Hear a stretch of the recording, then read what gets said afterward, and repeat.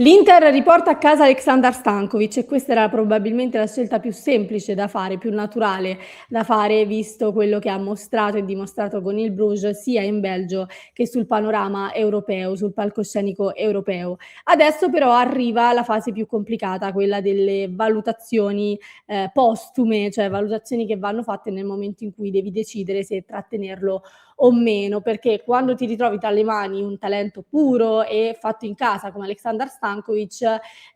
devi decidere da una parte qual è la soluzione migliore per il progetto tecnico del club, ma anche per il percorso di crescita e di affermazione di questo giocatore. E poi c'è sicuramente una questione economica che vedremo a breve nel dettaglio. Le parole pronunciate ieri dal presidente Giuseppe Marotta al Festival della Serie A vanno proprio in questa direzione, quindi una consapevolezza sicuramente del talento che abbiamo tra le mani, allo stesso tempo però non si può in questo momento garantire la permanenza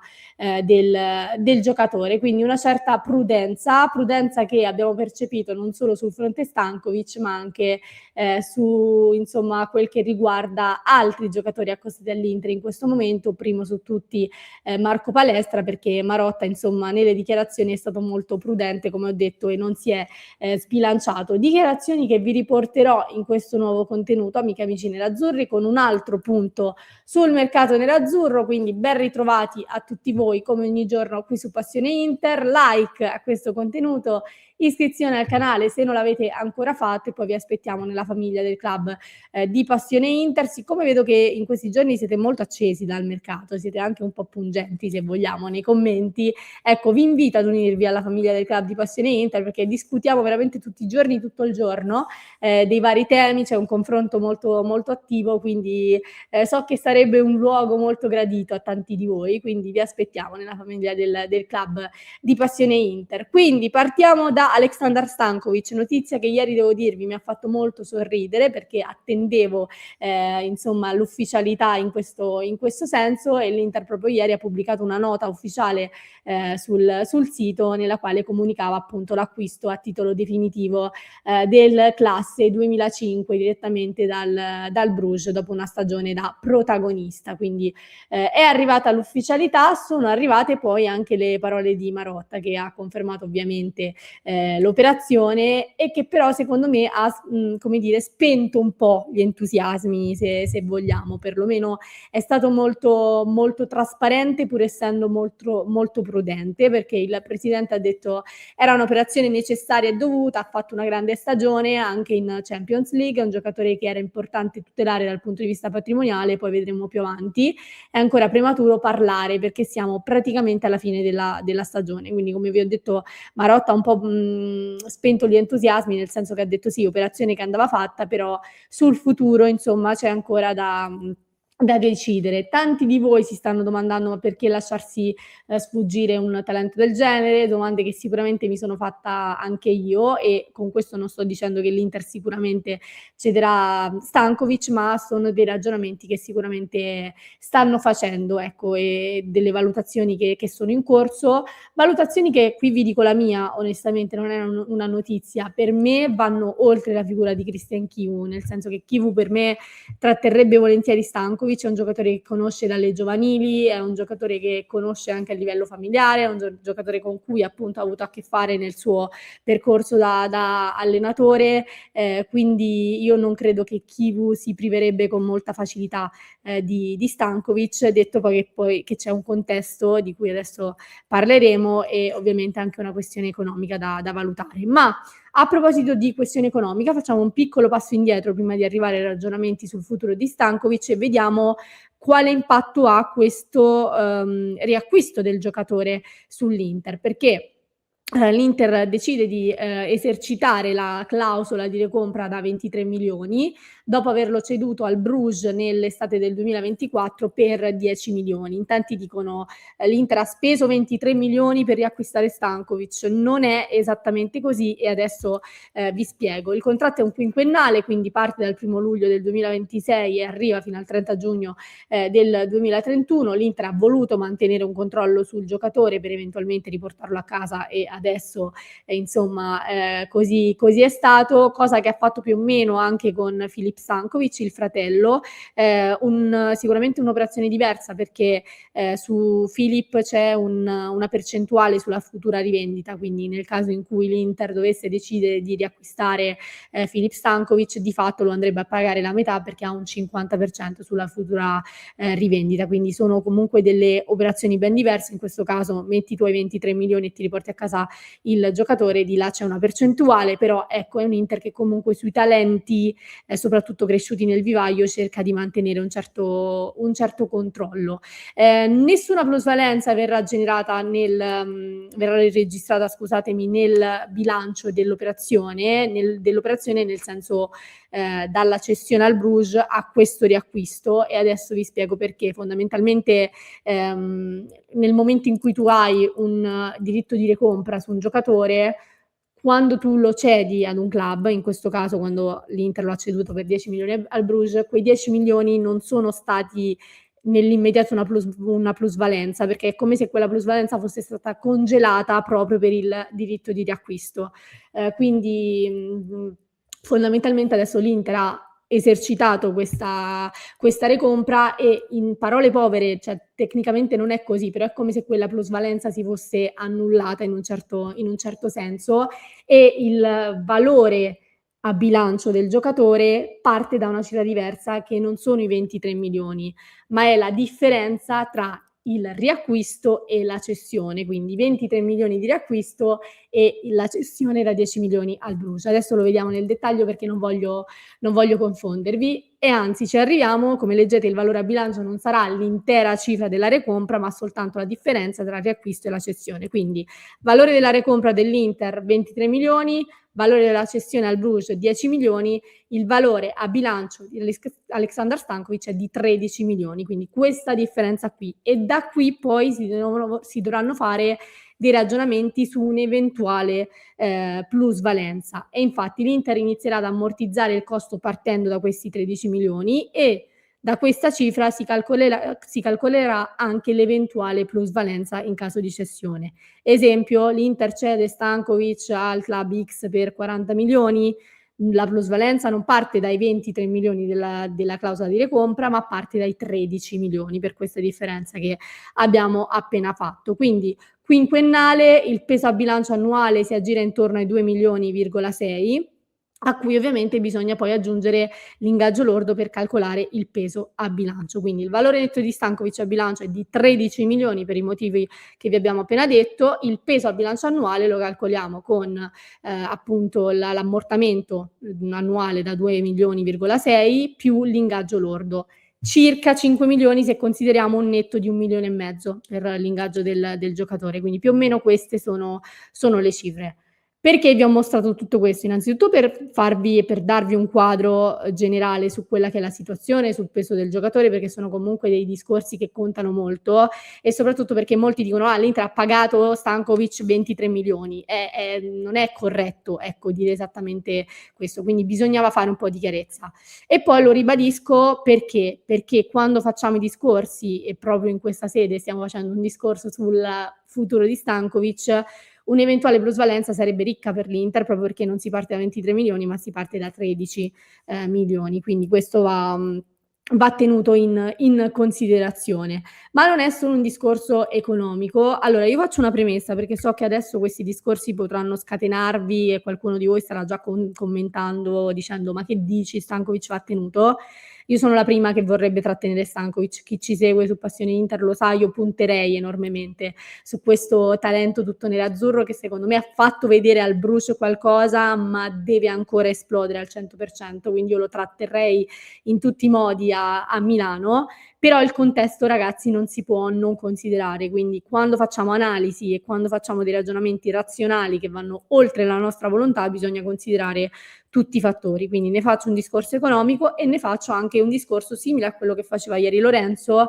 della sovrapposizione, che secondo me è una parola che aiuta molto a capire cosa intendiamo. Allora, in questo momento questo è il centrocampo dell'Inter, senza Frattesi. Io ho dato già per scontato che l'Inter si libererà di Frattesi, che è una cosa sbagliata da da fare perché si deve ufficializzare solo nel momento in cui succede effettivamente, però per fare questo ragionamento io voglio andare un po' più in prospettiva e quindi fare proprio un ragionamento su quello che secondo me sarà la situazione dell'Inter per la prossima stagione a centrocampo, quindi con la permanenza di Çalhanoğlu, Diouf, Zielinski, Mkhitaryan, Barella e Sucic e Frattesi in partenza. Non sto considerando eventuali nomi ulteriori, anche perché secondo me si collega poi al discorso di Stankovic. L'ingresso di Stankovic aggiunge anzi un altro tassello in un centrocampo che è già, come dire, ricco di giocatori. Non ne faccio una questione di slot, ma ne faccio appunto una questione di sovrapposizione in termini di ruolo, perché Stankovic ha un grande vantaggio, quello di andare ad occupare lo slot del vivaio del club, quindi è un grandissimo vantaggio avere un giocatore che può occuparti quello slot. Quindi quando io parlo di sovrapposizione non parlo in termini di slot per le liste, ma parlo proprio in termini di ruolo e di spazio che potrebbe avere all'interno della rosa dell'Inter. Allora, il discorso poi è molto legato anche al ruolo, nel quale ognuno di noi, come dire, vuole cioè mette Stankovic, individua Stankovic in quel ruolo, perché ad esempio ieri ne abbiamo parlato anche con Lorenzo in privato,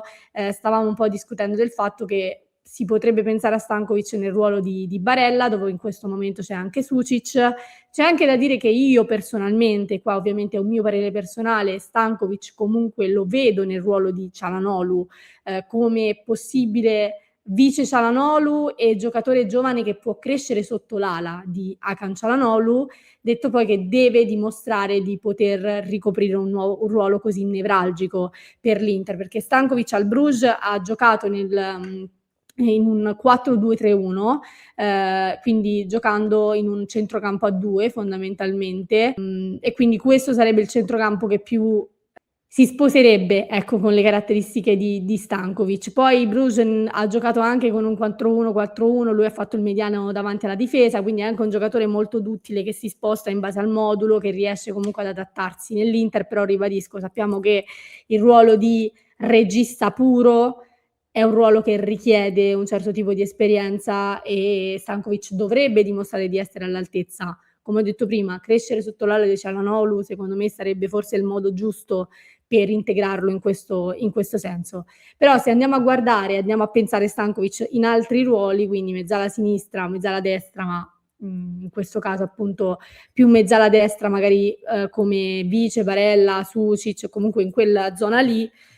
l'Inter sicuramente è già in abbondanza di giocatori, quindi il rischio è che Stankovic possa arrivare all'Inter e rimanere un po'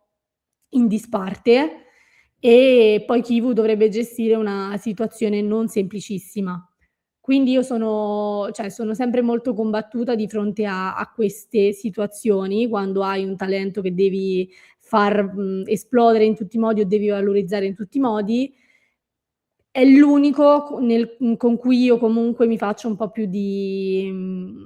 come dire, di domande, perché è vero che siamo in sovrabbondanza, di giocatori ne abbiamo tanti, ma sono anche abbastanza tranquilla del fatto che Chivu, se dovesse subito percepire la grandezza di questo giocatore, saprebbe come gestirlo.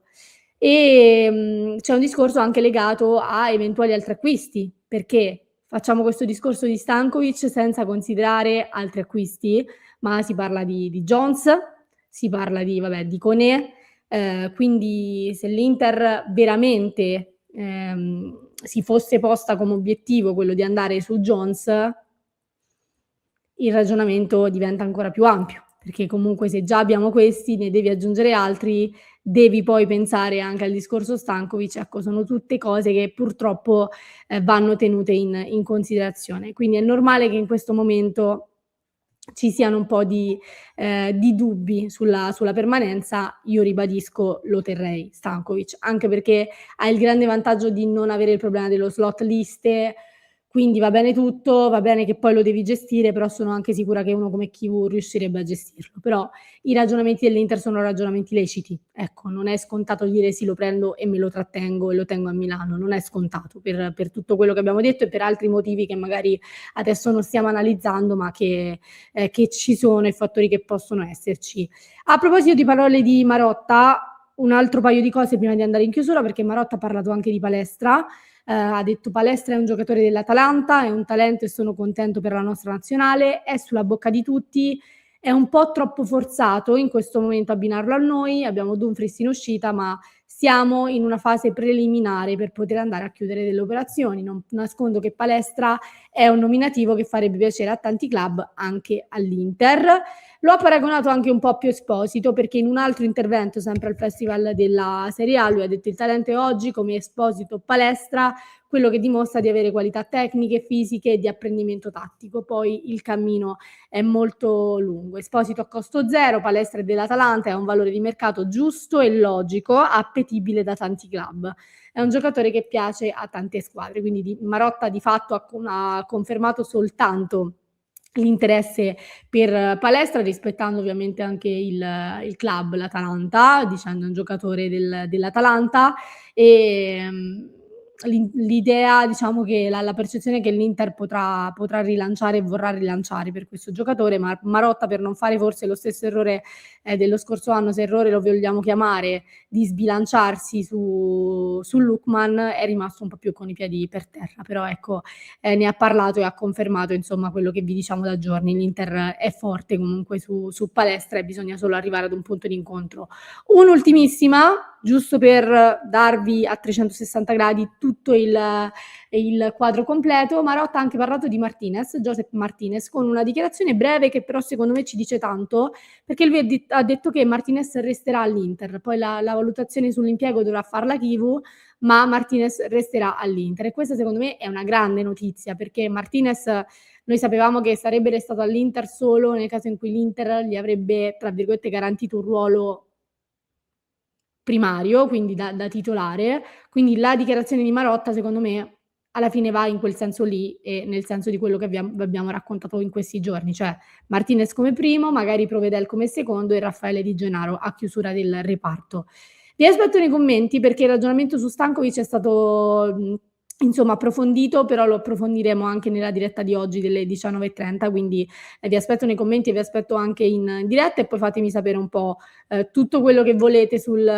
mercato. E nulla, io nel frattempo lascio un contenuto al link in descrizione per chi ci sta ascoltando in podcast, se invece ci state seguendo su YouTube vi basta cliccare qui.